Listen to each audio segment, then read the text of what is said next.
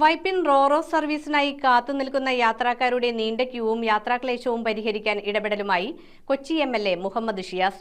Boat ജെട്ടിക്ക് സമീപമുള്ള വീടുകളുടെ മുന്നിലേക്ക് വരെ ക്യൂ നീളുന്നത് പ്രദേശത്ത് രൂക്ഷമായ ഗതാഗതക്കുരുക്ക് ഉണ്ടാക്കുന്ന സാഹചര്യത്തിലാണ് എംഎൽഎയുടെ നേതൃത്വത്തിലുള്ള സംഘം സ്ഥലം സന്ദർശിച്ച് സ്ഥിതിഗതികൾ വിലയിരുത്തിയത്.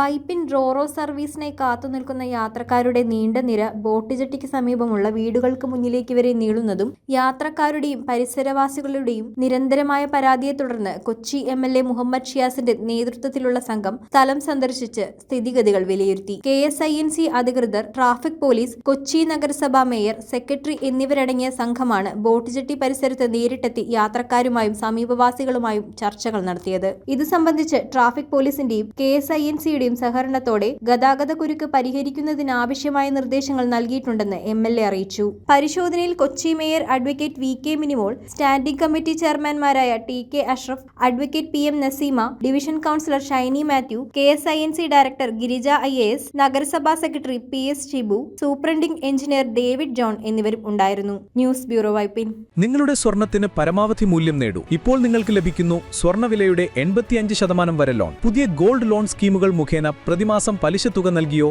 ലളിതമായ മാസത്തവണകളിലൂടെയോ തിരിച്ചടവ് അനായാസമാക്കുന്നു. Muthoot finance gold loan